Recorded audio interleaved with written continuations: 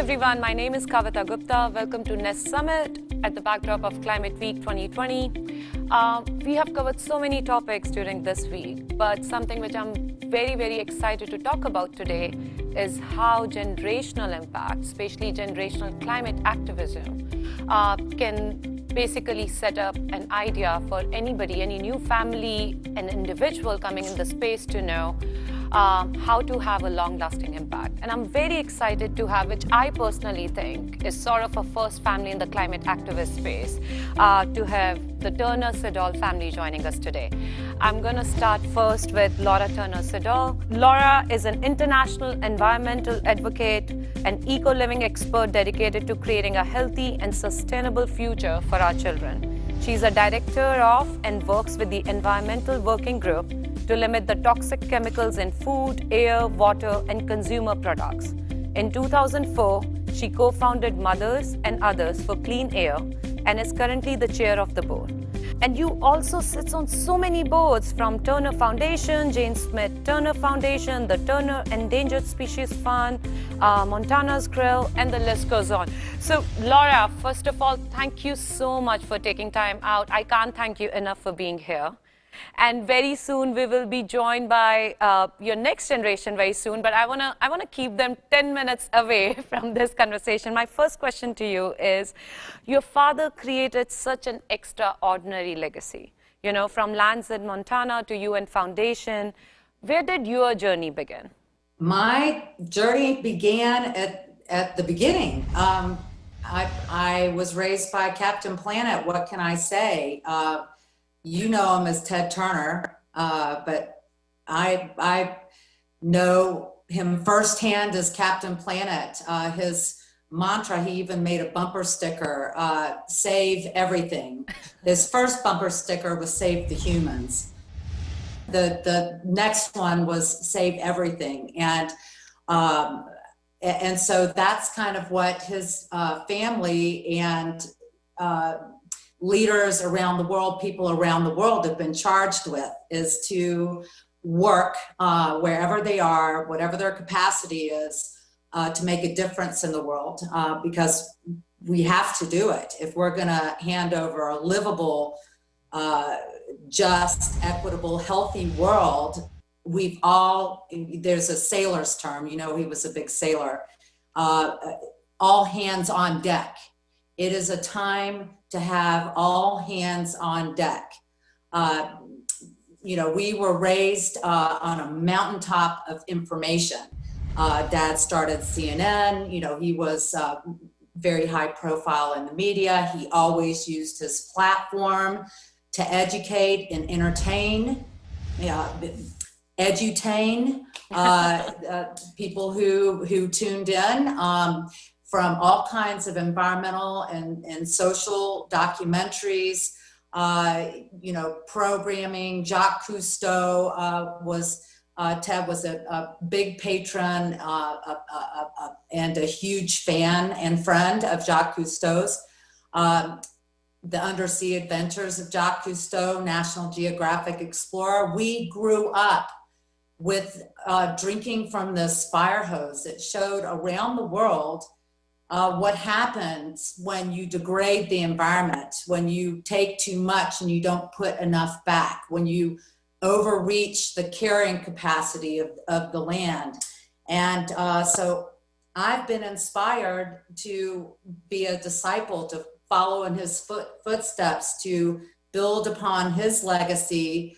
And I think he's inspired my 3 brothers, my sister, to do the same. His 14 grandchildren are following in lockstep, not to mention millions and millions of Planeteers who grew up watching the Captain Planet cartoon around the globe. Captain Planet, he's our hero, gonna take pollution down to 0.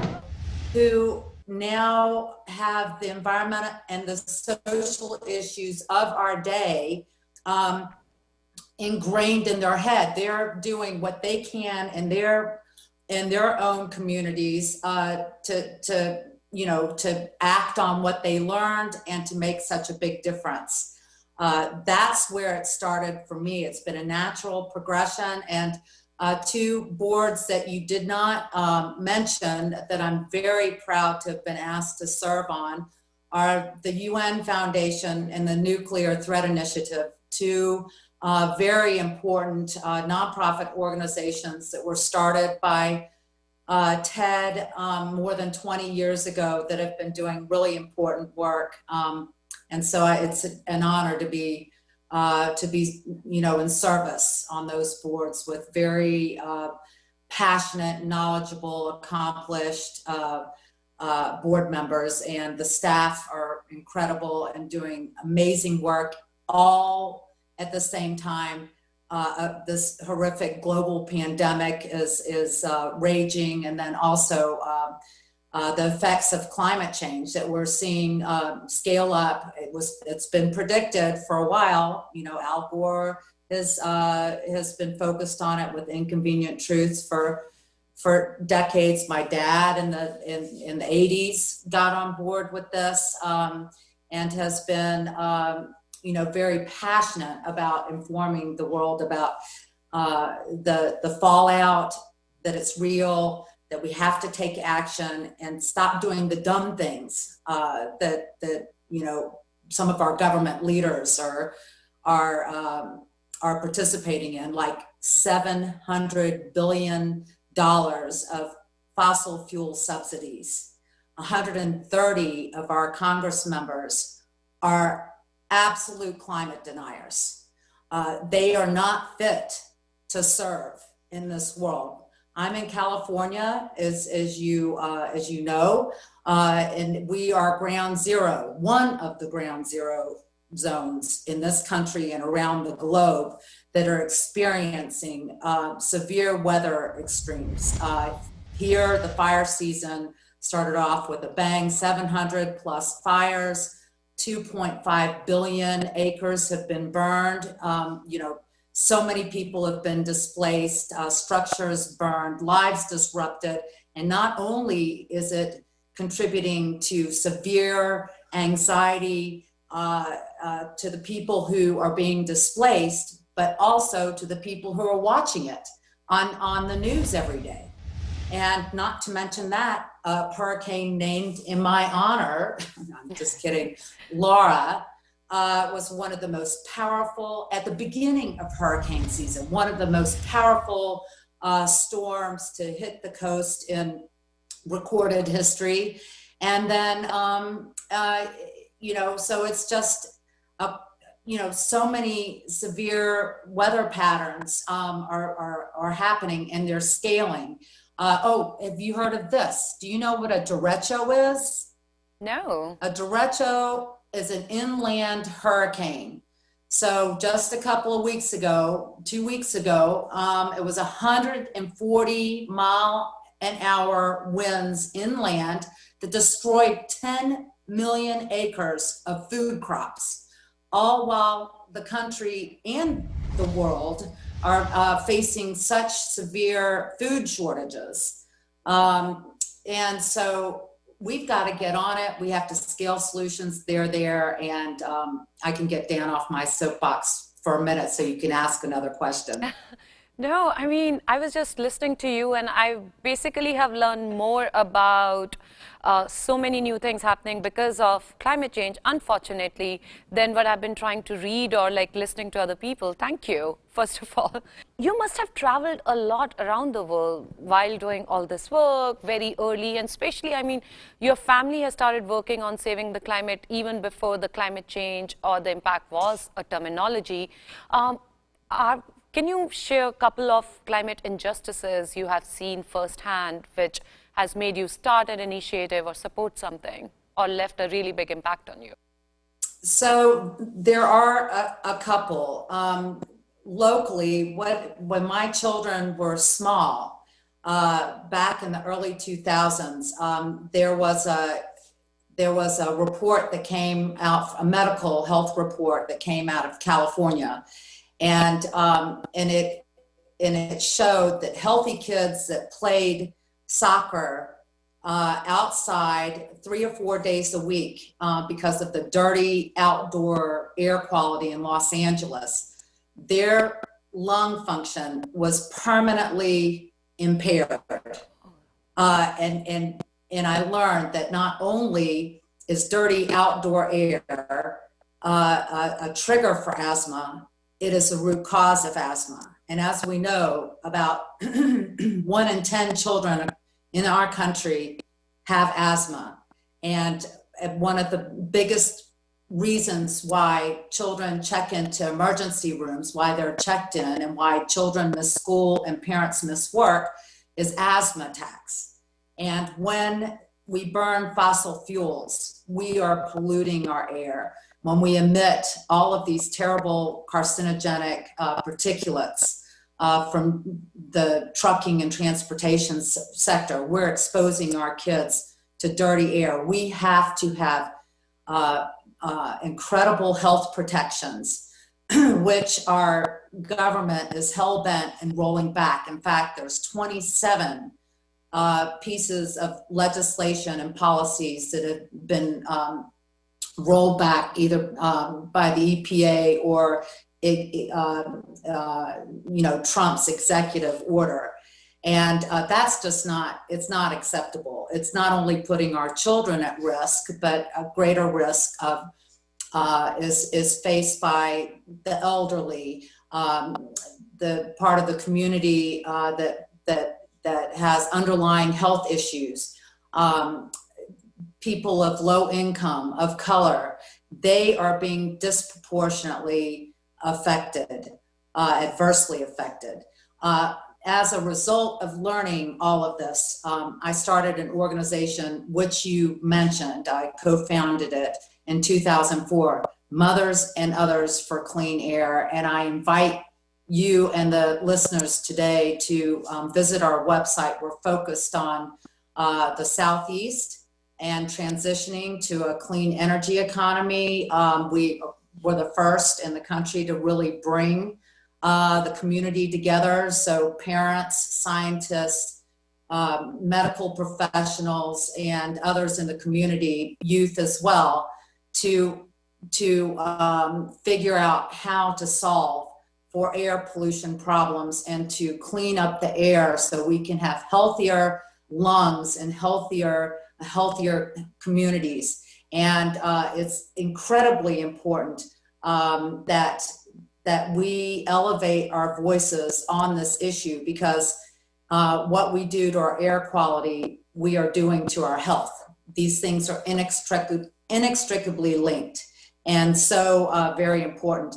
And then on a global scale, when we traveled to Africa, several countries, our kids were there, they have such severe weather extremes, droughts, floods, that were not patterns of the past, but now they've become all too frequent every year.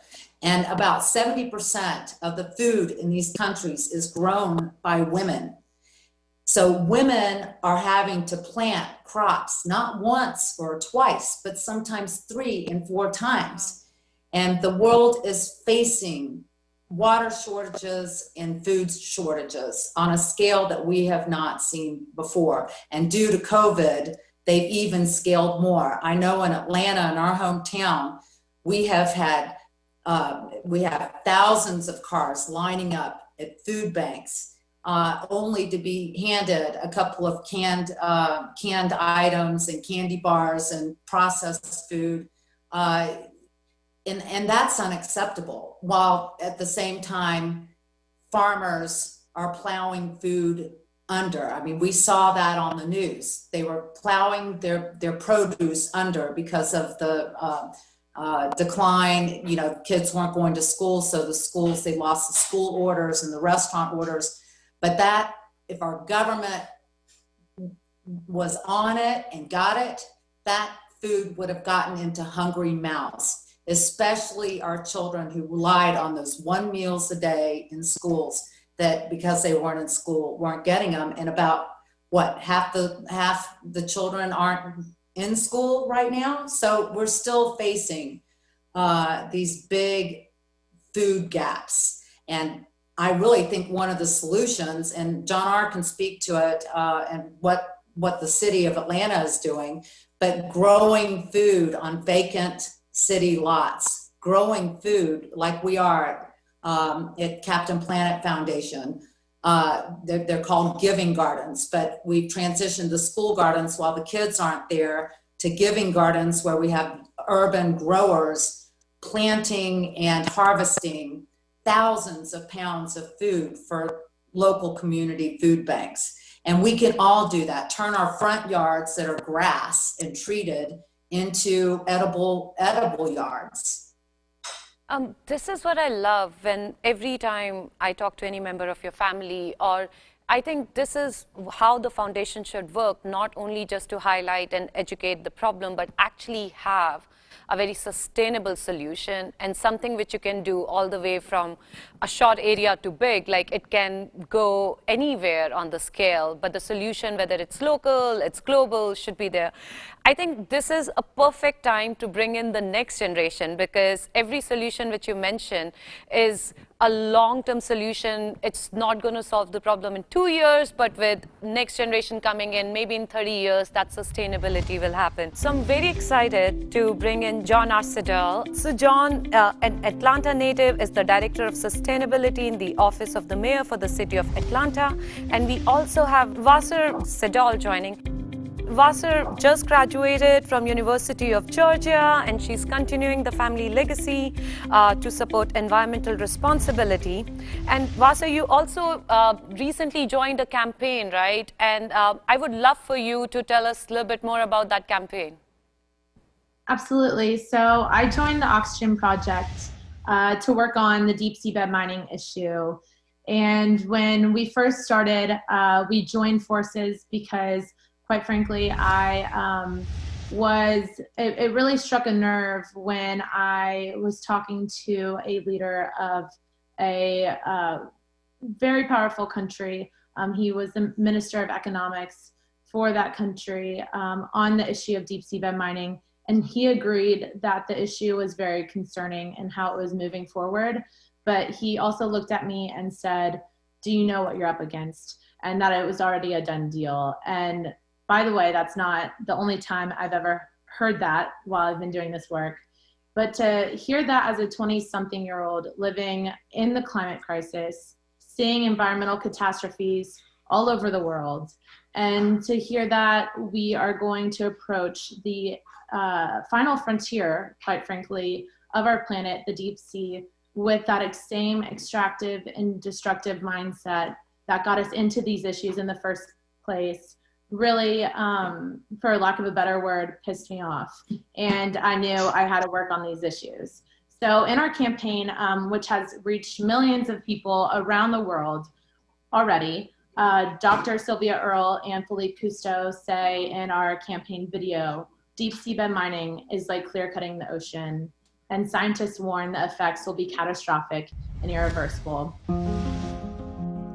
Our ocean is facing its biggest threat ever. Biggest threat ever. And nobody is talking about it. The UN's International Seabed Authority, the ISA, is prioritizing a new destructive industry known as deep seabed mining.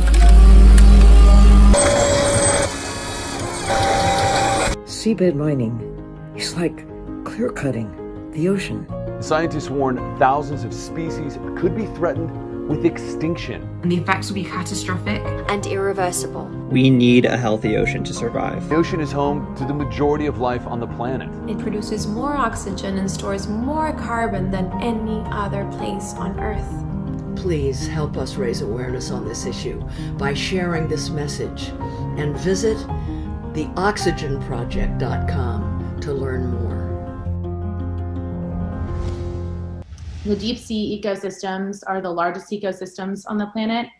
They also store the majority of our carbon, and they are essential in producing the majority of our oxygen on this planet. So I can't underscore enough how essential the protection of these ecosystems are, and how we should really approach our final frontier with the precautionary principle and with a science-first mindset.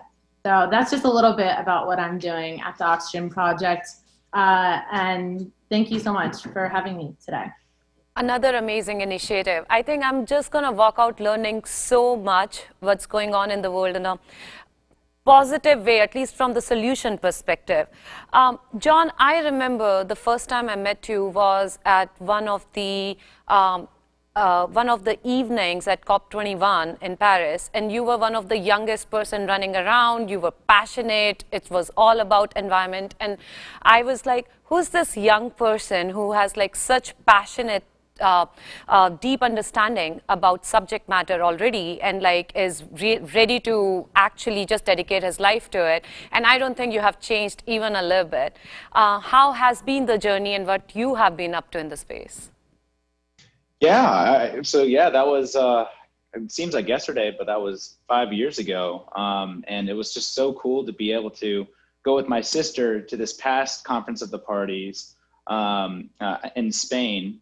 And that's what she was referring to when she spoke to one of the economic ministers, and really found her pathway towards leading this campaign against deep seabed mining for this incredible nonprofit, the Oxygen Project, which really takes climate change. We like to focus on the things that traditionally, the things that we expel. Carbon dioxide, people have a hard time connecting with carbon dioxide.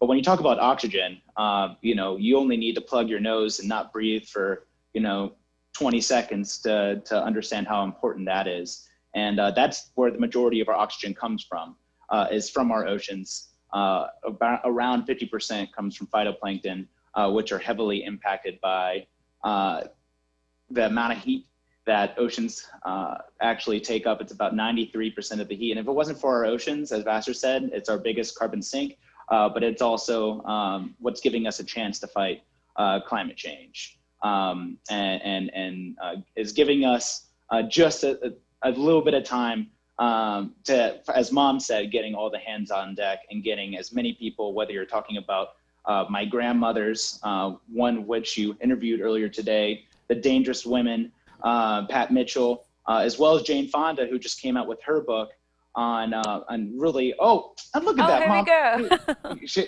She is so prepared. So yeah, the What I Can Do, and even going down that line, Mom and Vassar and my other sister, Laura Elizabeth, got arrested, and Pat put their bodies on the line, got arrested to pass what really, not just pass, but really adopt the Green New Deal and everything that goes under that. And really, so yeah, you're saying what's, the background of how, where the passion comes from. I think you've kind of heard that with Vassar and Mom. I think it's just in our blood.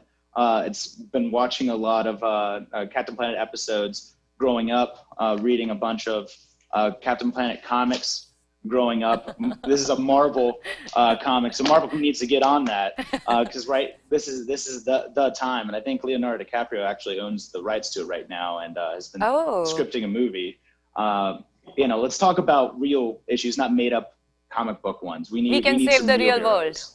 That's right, and we need people, namely the Planeteers, to know that you don't have to have superpowers in order to be a Planeteer and come together and create what is Captain Planet, the embodiment, the metaphor for what we can all do together, working together on a clean energy and regenerative agriculture, economy that leaves nobody behind and makes us more resilient, and alleviates poverty. It's the moral side, the economic side,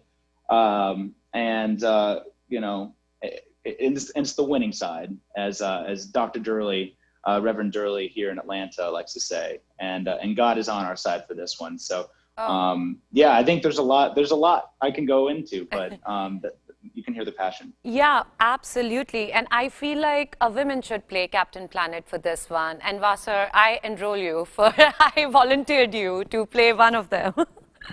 That would be a really cool one.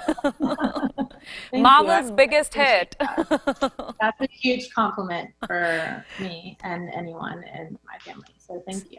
So what does the dinner conversation in this household looks like? Each one of you is so passionate, so many amazing activities going. Give us a sneak peek. Like, how does a dinner conversation looks like, a Thanksgiving dinner, with everyone on both sides of the family being so passionate? Well, Mom, I think it's not only dinner, it's breakfast and lunch too. Lunch, yeah. And right. car trips, yep. Everything whenever we're point. together. Well, I mean, there's nothing, it's easy to focus on the problems, and it's also hard to talk about all the problems. You can get very apathetic. But the good news is as big as the problems are, the opportunities to attack these problems and to unite with the science that's out there, the disruptive technologies that are out there from, as I mentioned, energy, regenerative ag, transportation, that's all on our side. We just need to make sure that we have the right political leaders. That Mom mentioned, the 130 climate deniers. Those are 130 science deniers, and the ones that like to keep the status quo and are subsidizing and representing companies that are doing everything that they can to fight these economic disruptions and really these economic revolutions.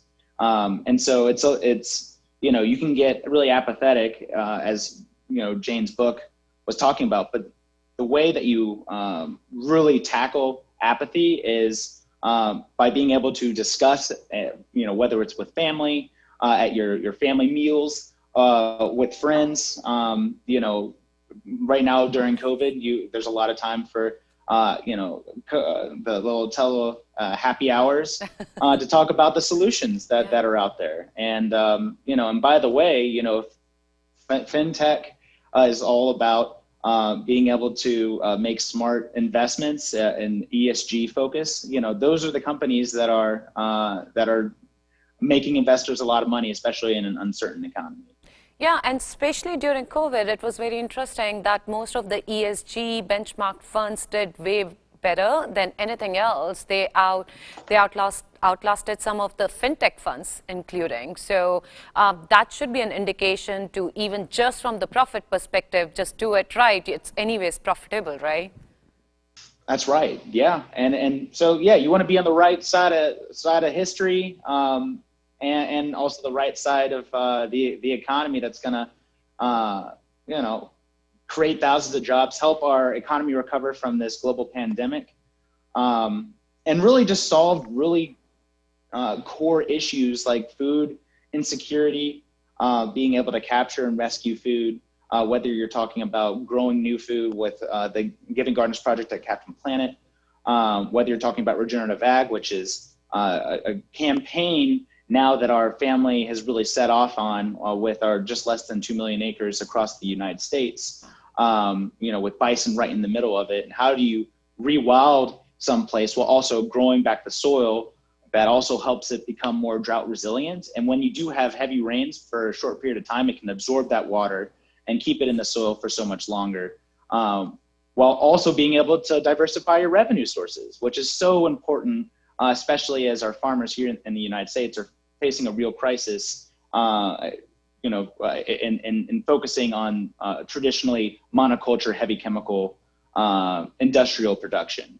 We have to completely rethink the way that we're growing food. And what's exciting is that we have a direct hand in that. And Mom, who is a board member of the Turner Foundation, really the lead board member on our family branch. Vassar just joined. So you're talking to also the new newest members for the Turner Foundation. Mom's really the lead on our branch for regenerative agriculture, while Vassar, really has, in honor of her name, for water, really is taking a lead role on protecting our oceans. And so, and I guess I'm here trying to connect the end of the triangle between the two. And a very passionate triangle. There must be, do you have any a community and education platform for so many other families and new families, different generations who wants to join you and actually help take these initiatives forward or have their own family understand more? Are there anything which you are doing in that educational space?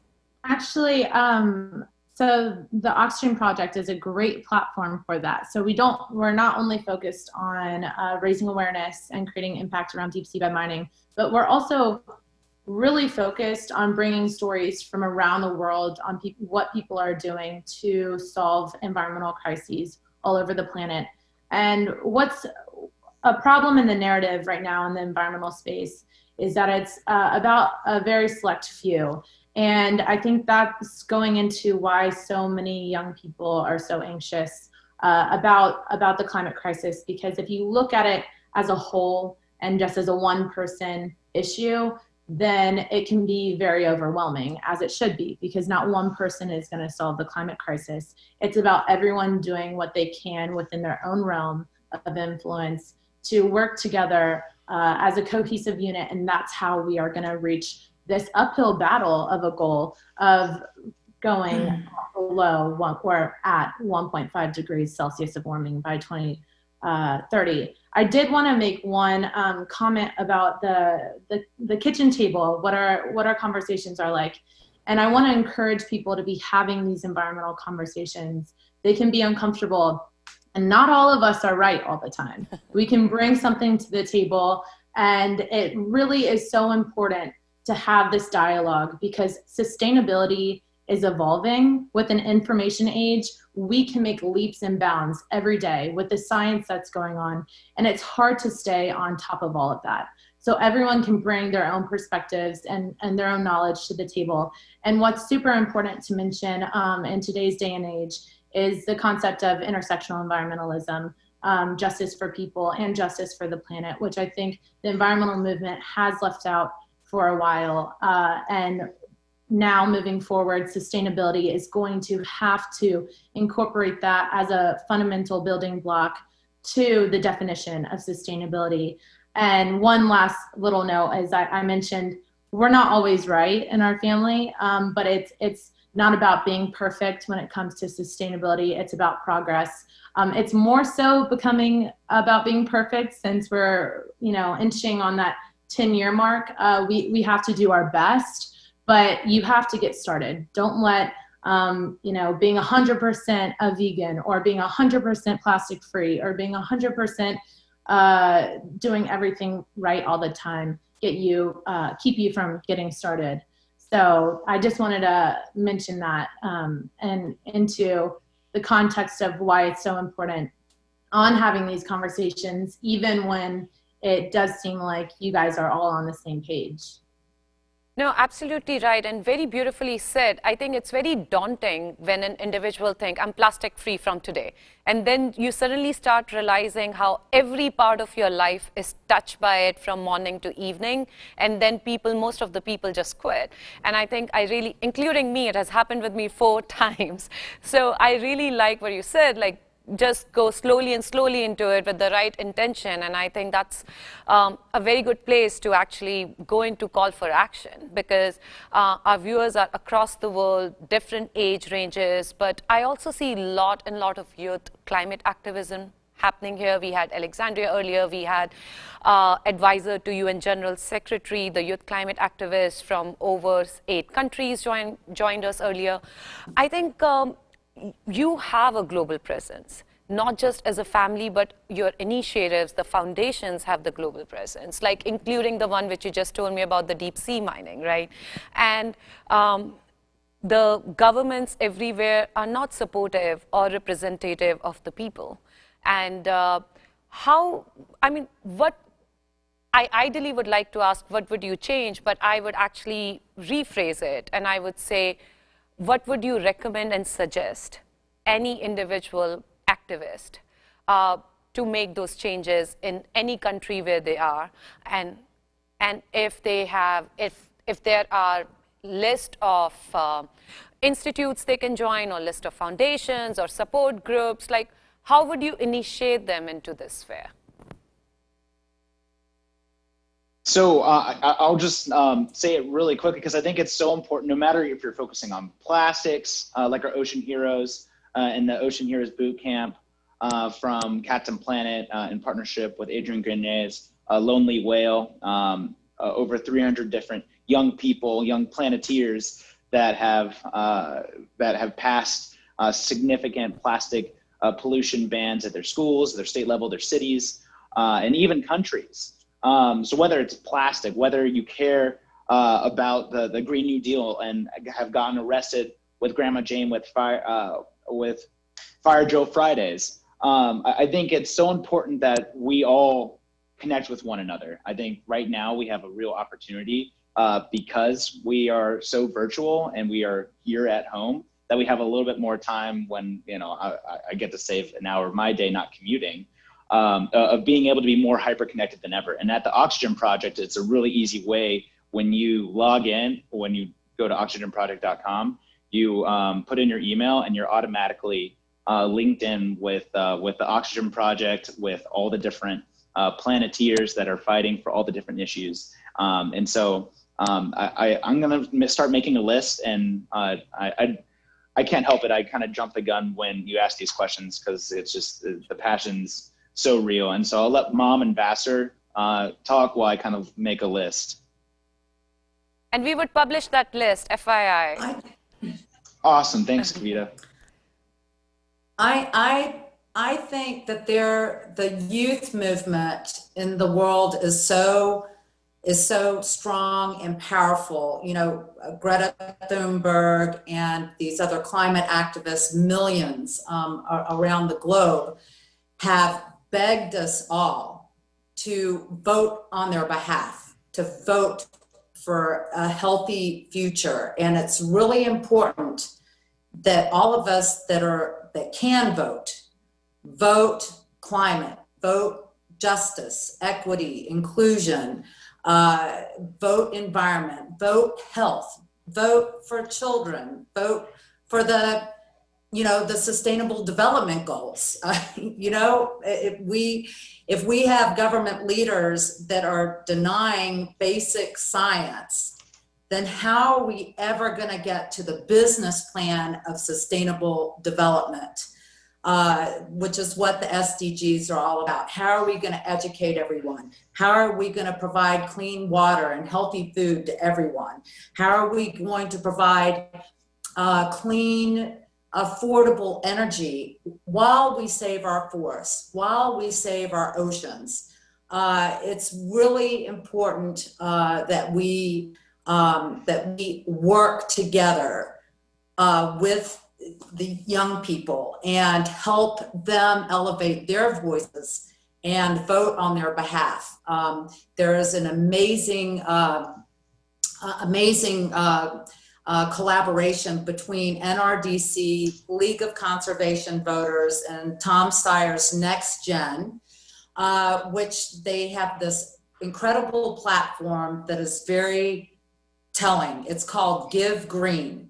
And it really prioritizes those races, because our biggest opportunity in this country is all about the ballot box, and getting environmental champions and health champions, champions of children and their future. And you can see that we have to flip the Senate. Mitch McConnell is one of the top climate deniers with our president. And we only have to win about 5 Senate races to flip the Senate and take control away from those that are all about rolling back, all about, continuing these subsidies for fossil fuel companies who, by the way, have known for decades about the science. And the Department of Justice has known about the science, but have they done anything about it? No, because it's been profit over people. And that has got to change. We have to balance the scales and tip them in humanity's favor. And the only way to do that at the rate of urgency to deal with the crises that we're facing is to get leaders that are willing to hit the ground running on day one. And because as Vassar said, we know the smartest scientists around the globe, that make up the International Panel on Climate Change have said we have a decade. We can't pussyfoot around anymore. And yes, we need to have, it is part of our civic duty to have these conversations with our friends and our family members and people in our communities and our political leaders, our religious leaders, like Jane has said to do. But we have got to convince, listen to them and have them listen to us and see if we can find common ground. Because the civil discourse in this country and in other countries around the globe is unacceptable. But we have to come together, and we have so much in common. Everybody cares about kids, right? And the health and what's best for them. But you never know it by the direction that we're heading off on. Yeah, that's sorry. And I just wanted to say, Jane made a really good point. She was severely depressed. And I think that is a big problem in this country and around the globe. The anxiety, the depression, the rates of suicide. But the best way to do it is to resolve that situation like Jane did, is to take action, to go do something about it. Don't wait for somebody else to fix the problem. And so, so we all have to do more and scale the solutions more and elect leaders who get it, get the basic premise of science. No, I'm sorry, Vasa, I just wanted to make one statement, Laura, that I actually, coming from India, has always been super surprised by America is #1 in the percentage of people having climate denial. And I never understood it, that how a country like US is #1 on the climate denial science. So you said it absolutely, like education and selecting the right people is a key. Vasa, the youngest one in the family, the last words. I was just going to say there's a lot of information. There's a lot of groups out there, and some that just come to mind because of the space that I work in for oceans is Philippe Cousteau's Earth Echo, Sustainable Ocean Alliance. Like I mentioned, the Oxygen Project, you can go on to our website, sign up for our newsletters. There are so many youth-led organizations out there, so many resources at the tips of your fingers from inside your own home. But also we mentioned individual action earlier. My mom mentioned it as well as you did. And we mentioned something like plastics. And some individual choice or individual lifestyle choices isn't enough, because plastics industries, they have whole departments that are trying to expand into new markets and trying to control consumer choice. So whether you're trying to do your best you can, you're going to find yourself not always succeeding. But what's important is taking it to that next level of taking action within your own governments or within your own local government. Or if you have a crazy idea like stopping deep seabed mining, that when you are faced with in the face of power, that you keep moving in spite of it. And something my brother talked about earlier was Fire Drill Fridays.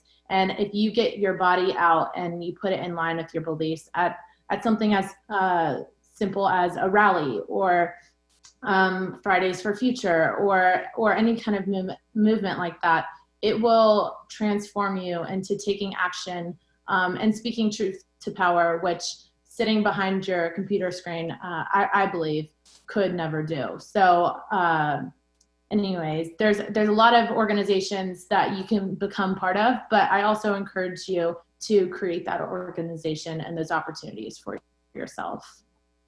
John Lewis has always been my congressman growing up, and Vassar's absolutely right. And he classified that putting your body on the line for what's right is good trouble. And we need more good troublemakers and more good trouble from Planeteers. And so I couldn't say it better, Vassar. And this documentary is premiering on CNN on September 27th. So good trouble. Oh, good trouble. Perfect. Necessary trouble. Good trouble. No, and every revolution has started with good trouble and trouble by good people. So I think this is the journey, this is the similar journey. I really first want to thank for all the amazing work which each one of you as an individual and as a family, you guys do take out that time, energy, resources, and keep on pushing. Thank you so much. You guys are an inspiration. And I really want to see more and more individuals, more and more families with similar dedication to it. Thank you guys. Thank you so much for taking time out and share all these things with us. Thank you.